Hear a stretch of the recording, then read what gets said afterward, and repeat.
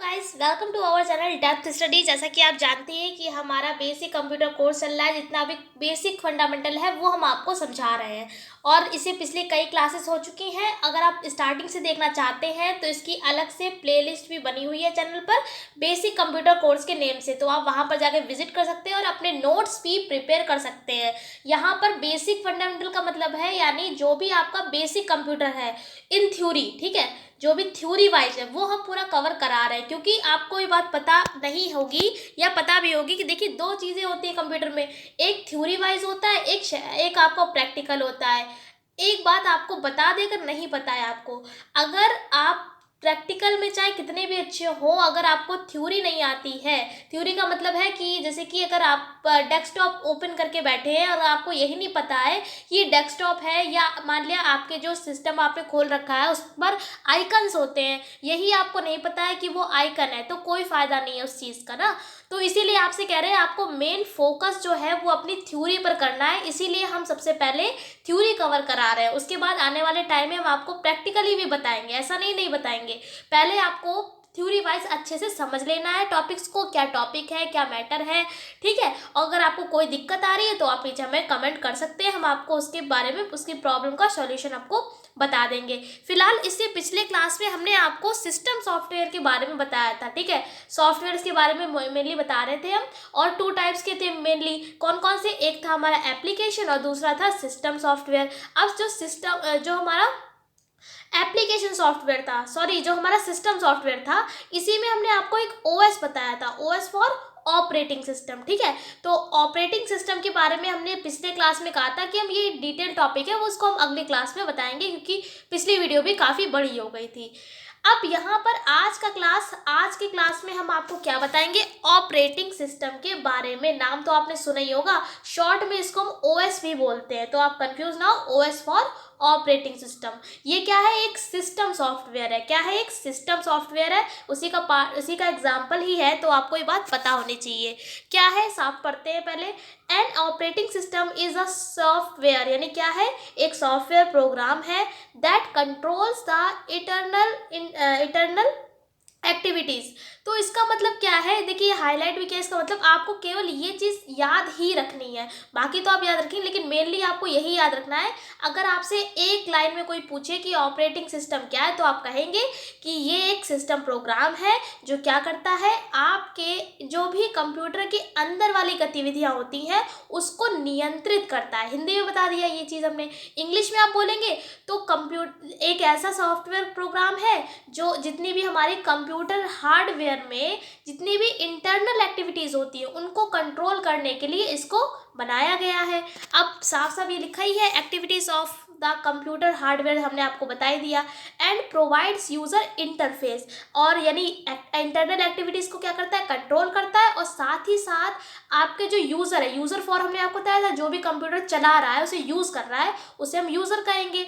तो यूज़र को क्या करता है, इंटरफेस प्रोवाइड करता है। इंटरफेस अगर आप नहीं समझते हैं तो बता दें, जो भी आप देख रहे हैं अपने कंप्यूटर स्क्रीन पर, जो भी आप देख रहे हैं, जो देखने आप देख सकते हैं अपनी आंखों से, वही इंटरफेस है। जैसा कि आप अभी वीडियो देख रहे होंगे, तो ये जो वीडियो आपकी स्क्रीन पर जो चल रही है, दिख रही है, उसी को हम क्या कहेंगे, इंटरफेस कहेंगे। यानी कि आपका जो भी इंटरफेस चलता है वो किसके द्वारा चलता है, अगर आपके सिस्टम में ऑपरेटिंग सिस्टम नहीं होगा तो इंटरफेस भी आप नहीं देख सकते। इंटरफेस का मतलब क्या है बता दिया, जो भी आप स्क्रीन देखते हैं, ठीक है। तो ऑपरेटिंग सिस्टम बहुत मेन पार्ट होता है आपके सिस्टम सॉफ्टवेयर का, और काफ़ी ज़्यादा ये इम्पॉर्टेंट भी होता है, क्योंकि जाहिर सी बात है अगर आपका कंप्यूटर सिस्टम अंदर, अब ऐसा तो है नहीं बाहरी गतिविधियाँ ही होती हैं, कुछ अंदर भी वाली गतिविधियाँ भी तो होती है, तो जितनी भी इंटरनल एक्टिविटीज़ होती हैं उसको कंट्रोल करता है, ठीक है। आप ये बात ज़रूर याद रखें।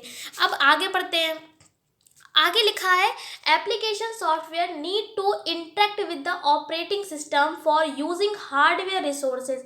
अब इसका मतलब क्या है कि एप्लीकेशन सॉफ्टवेयर के लिए किसकी ज़रूरत पड़ती है, ऑपरेटिंग सिस्टम को इंटरेक्ट करने के साथ साथ आपके हार्डवेयर रिसोर्सेज की भी इसकी लिए जो है वो ज़रूरत पड़ती है। ठीक है, तो आई होप आपको कुछ थोड़ा बहुत समझ में आ गया होगा। देखिए ज़्यादा नहीं, आपको थोड़ा बस इतना याद रखना है कि अगर आपसे, जैसे हमने आपको बताया, एक लाइन में अगर आपसे कोई पूछे तो इटरनरी एक्टिविटीज़ को कंट्रोल करने के लिए ऑपरेटिंग सिस्टम बनाया गया है और यूज़र को इंटरफेस ये प्रोवाइड करता है। मेनली आपको ये चीज़ याद रखनी है और ये आपको याद रखना है कि ऑपरेटिंग सिस्टम वर्क क्या करता है, कि क्या क्या चीज़ ये परफॉर्म कर सकता है आपके कंप्यूटर पर।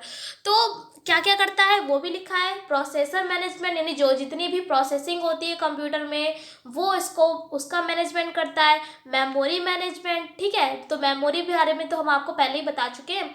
इनपुट आउटपुट मैनेजमेंट, अब इनपुट आउटपुट भी हम आपको पहले ही पढ़ा चुके हैं। इनपुट का मतलब जो भी अंदर से होगा काम, आउटपुट का मतलब जो रिजल्ट मिलता है। ठीक है, इनपुट का मतलब जो भी हम कमांड देते हैं।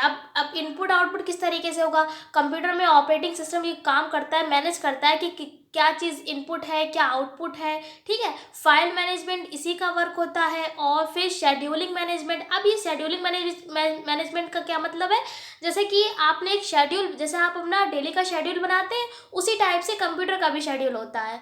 आपने जैसे मान लिया है सुबह आप उठे हैं और आपने अपना कंप्यूटर स्टार्ट कर दिया है 10 बजे से स्टार्ट कर दिया है सुबह। अब क्या है, आपने काम करते रहे 12 बजे तक आपने अपना कंप्यूटर जो था वो ऑफ करते शट डाउन कर दिया। फिर आप स्टार्ट हो गए 2 बजे से। तो यानी ये क्या है, आप डेली यही शेड्यूल को यूज़ करते हैं ना। तो इसका मतलब क्या है, ये भी क्या हो जाएगा, शेड्यूलिंग मैनेजमेंट इसी का काम होता है कि आपको इस समय जो है अपना कंप्यूटर ऑन करना है, आप इस समय ऑफ करते हैं, यही आपका शेड्यूल बन जाता है। तो इसका मैनेजमेंट भी आपका कौन करता है, ओएस यानी ऑपरेटिंग सिस्टम। सिक्योरिटी मैनेजमेंट भी यही करता है, यानी कि आपके सिस्टम में कोई भी जो बाहर से जो वायरस आ जाते हैं, बाहर से क्या जो भी वायरसेस हो जाते हैं ना, तो उसके लिए भी सिक्योरिटी कौन मैनेज करता है, हमारा ओएस। अब आई होप आपको समझ में आ गया होगा कि ऑपरेटिंग सिस्टम क्या है और साथ ही साथ ये क्या वर्क परफॉर्म करता है। अब हम बताएंगे आपको कुछ ऐसे ऑपरेटिंग सिस्टम जिसके नाम आपको पता होने चाहिए। जैसे कि लिखा ही हुआ है, some common operating systems are MS Word XP। ये बहुत ही अच्छा है, सबसे पहले हमारा यही आया। ठीक है, तो MS का मतलब अगर आपको नहीं पता है तो इसका पूरा नाम है माइक्रोसॉफ्ट विंडोज़ XP है। उसके बाद यहाँ पर मैं शॉर्ट में से लिख लिया है, बट पूरा आप किसको क्या पढ़ेंगे, MS विंडो 7, फिर MS विंडो 8, फिर विंडो 10। ये लाइनक्स है, यूनिक्स है, मैक और ओएस का मतलब बता ही चुके हैं, ऑपरेटिंग सिस्टम। ठीक है, जो ये मैक ओएस है ये केवल एप्पल के लिए होती है, जो आपका एप्पल फ़ोन है ना, तो ये केवल उसी के लिए होती है और बाकी ये सब तो है ही। और इसमें आपको ये वाली जो है वो सबसे मेन है।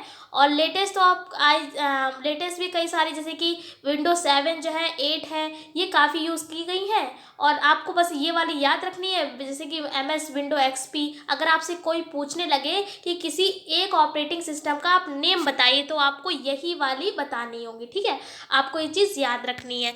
तो आई होप आज का क्लास आपको पसंद आया होगा, इंटरेस्टिंग लगा होगा। अगर वीडियो पसंद आई तो लाइक करिए। पूरा डिटेल हमने कर दिया है ऑपरेटिंग सिस्टम से रिलेटेड, क्या है ये, क्या इसमें परफॉर्म ये वर्क करता है, सब कुछ। और इसके देखिए एग्जाम्पल भी हमने आपको बता दिए। तो आई होप आपको पसंद आया होगा। अगर वीडियो पसंद आए तो लाइक करिए, चैनल पर नए चैनल को सब्सक्राइब कर लीजिए, क्योंकि ऐसे ही क्लासेस आपको आगे मिलने वाली हैं। हम आपसे फिर मिलते हैं एक ऐसी क्लास के साथ, तब तक के लिए जय हिंद, जय भारत।